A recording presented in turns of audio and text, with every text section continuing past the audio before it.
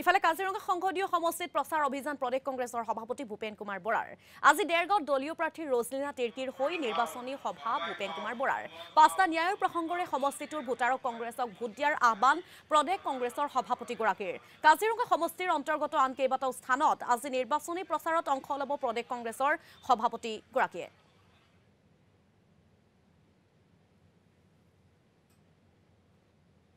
কিন্তু এতিয়া বিভিন্ন ঠাইত গৈছো আজি আমাৰ যি মিডল ক্লাছ আমাৰ লোকসকল আছে যিসকল আমাৰ ব্যৱসায়ীসকল আছে বা আমাৰ চাকৰিয়ালসকল আছে সকলোৱে এই কথাই কৈছে বহুত আশা কৰিছে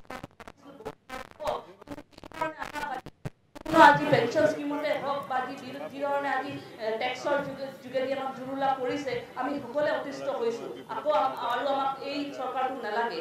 আজি তেওঁলোকে জাতিৰ নামত আমাক ভাগ ভাগ কৰিছে বা ধৰ্মৰ নামত তেওঁলোকে ভাগ ভাগ কৰি পেলাই আমাৰ মাজত এটা অশান্তি পৰিৱেশ কৰিছে সেই কথাটো আমি নিবিচাৰোঁ। আজি মই মহিলা হিচাপে আমাৰ উপস্থিতিত বহুত মহিলা আছে আপোনালোকৰ নিচিনা ময়ো এগৰাকী মহিলা আজি যিটো কংগ্ৰেছ দলে আজি সন্মান আজি মহিলাসকলক আগবঢ়াই দিছে আমাক ৰাজনৈতিক দিশত আমি আগবঢ়াবলৈ কাৰণে এটা সুবিধা দিছে। আজি পঞ্চায়তী ৰাজ ব্যৱস্থাত আমাক ৫০% আমাক ৰিজাৰ্ভেশ্যন কৰি দিছে।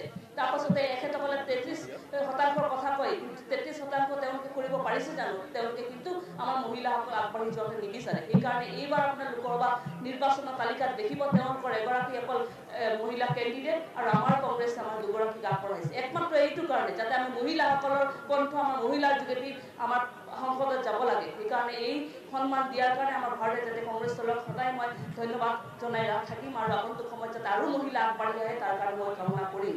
আজি মহিলাসকলৰ কাৰণে যিটো এটা স্বাৱলম্বী ব্যৱহাৰ